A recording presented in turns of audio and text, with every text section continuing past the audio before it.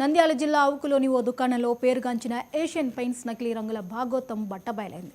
అవుకులోని శ్రీ రామకృష్ణ ఏజెన్సీలో పెయింట్ షాప్పై అనుమానంతో Asian paints company అధికారులు ఎస్ఐ రాజారెడ్డితో కలిసి సోదాలు నిర్వహించారు. దాదాపు 1.5 లక్షల విలువ చేసే 20 లీటర్లు 10 లీటర్ల నాణ్యత లేని రంగులను ప్రముఖ కంపెనీకి చెందిన ఏషియన్ పెయింట్స్ బకెట్లను ఢిల్లీ నుండి వచ్చిన కంపెనీ ప్రతినిధులతో ఎస్ఐ రాజారెడ్డి రెవెన్యూ అధికారులు సీజ్ చేశారు.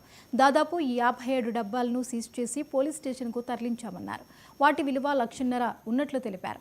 ఏషియన్ పెయింట్ కంపెనీ ప్రతినిధుల ఫిర్యాదు మేరకు పూర్తి స్థాయిలో విచారణ చేస్తున్నట్లు సిఐ మంజునాథ్ రెడ్డి తెలిపారు. దీంతో డీలర్కు నకిలీ రంగులు ఎక్కడి నుంచి విక్రయించారో దర్యాప్తు చేసి వెల్లడిస్తామని సిఐ తెలిపారు.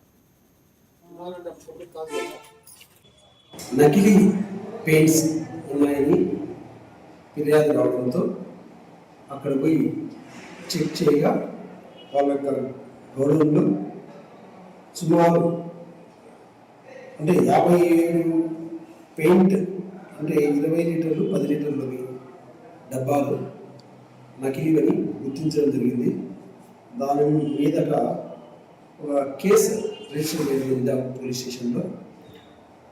వీళ్ళు ఈ ఏషియన్ పెయింట్స్ సంబంధించిన వాళ్ళ సంబంధం లేకుండా వాటిని వీళ్ళు వాళ్ళ పెయింట్స్గా ఏషియన్ పెయింట్స్గా చెప్పుకుంటూ వాటిని పబ్లిక్ అమ్ముతున్నారని, అదే దాని తర్వాత పిమ్మట దానిపైన తదుపరి చర్యలు తీసుకుంటాం.